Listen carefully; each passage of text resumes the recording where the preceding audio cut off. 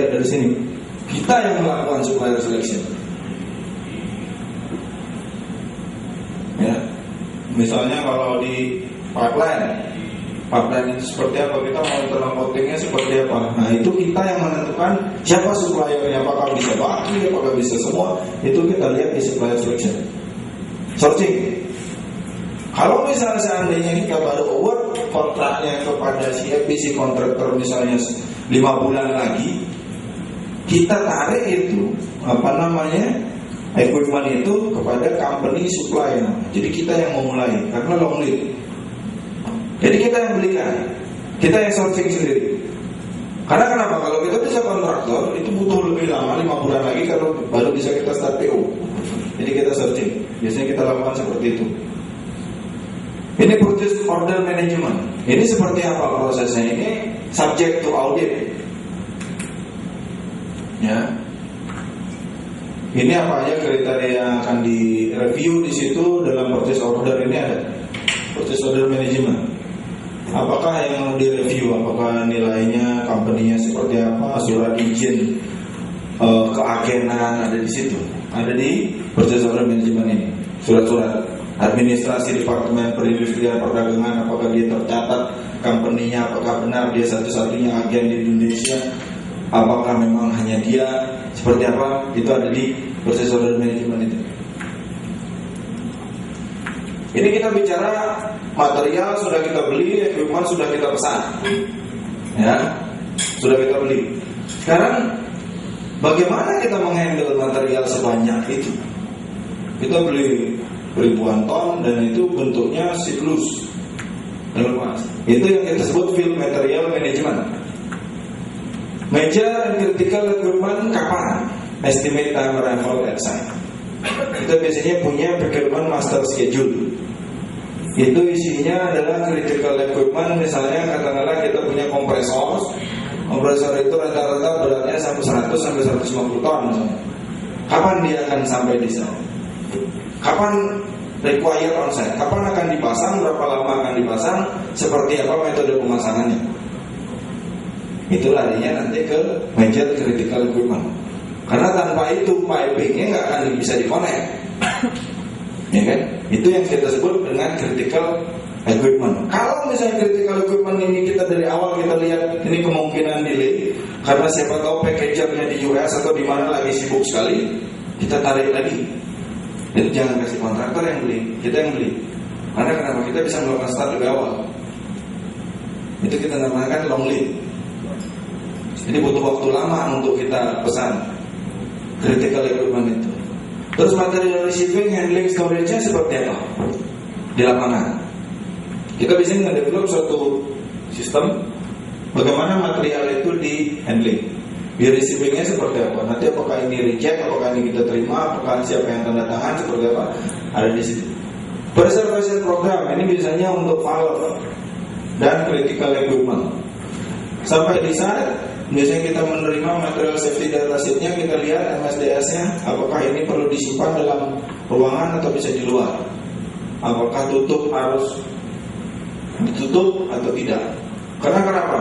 Biasanya material datang, tidak semua pada saat itu kita bisa pasang. Mungkin baru 2 bulan kemudian baru kita pasang. Nah, untuk menjaga quality daripada material atau equipment itu harus ada preservation program. Seperti apa? Kalau enggak, rusak nanti. Malah kita cost lebih mahal. Ada material test and inspection program. Kalau anak structure itu skillnya kita apa aja sih? Ada cara kita, ada apa? Itu kita lakukan di awal. Apakah itu kita lakukan tes yang pada saat difabrikasi, katakanlah misalnya di Korea atau di Italia atau di Jerman gitu.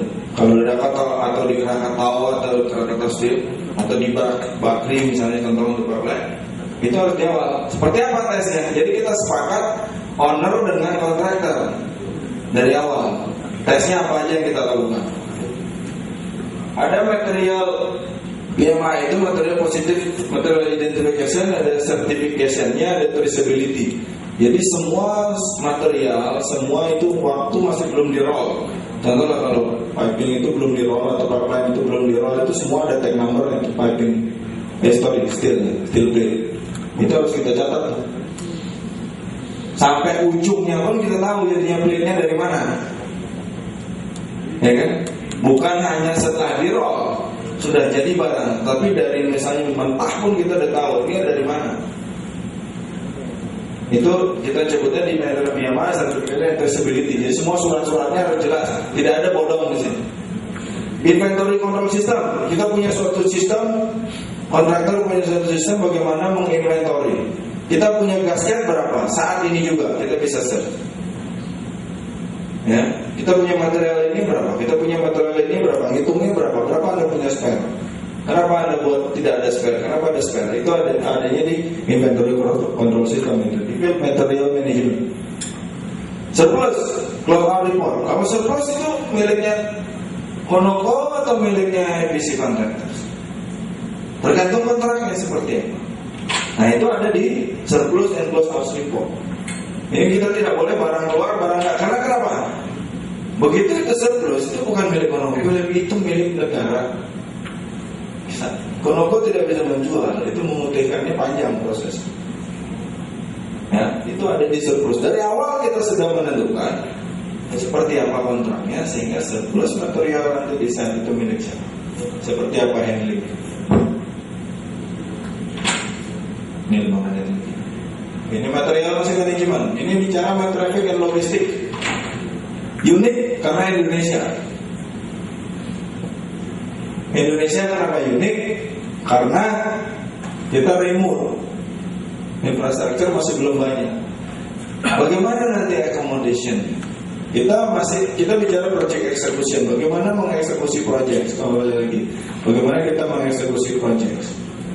Accommodation-nya di mana tinggalnya? Labor-nya. Terus personal movement-nya dari mana? Kita bicara di Sumatera, middle of the jungle di Sumatera, personal movement-nya dari mana?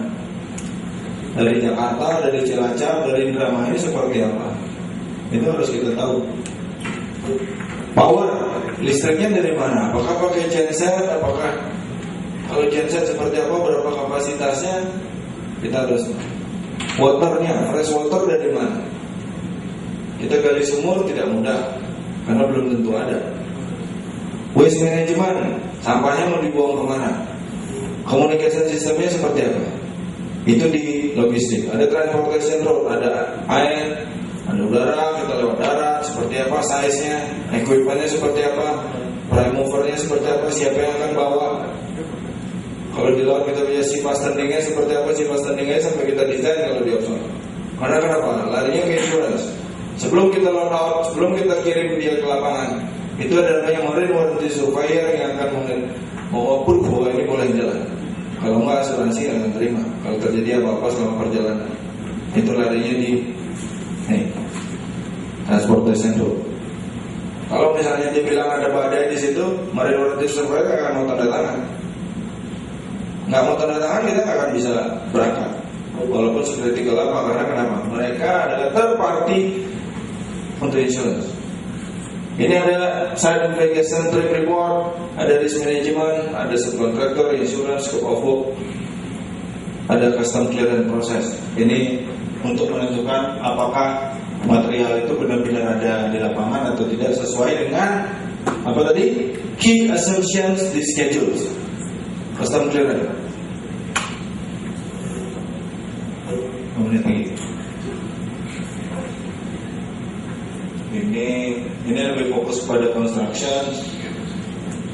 Nanti aja. Tadi ada apa construction prinsipalnya seperti apa, nanti kita lihat lebih detail lagi next month. Ini key, salah satunya adalah yang saya sebut adalah kenapa ada namanya constructability. Constructability itu adalah kita menambahkan value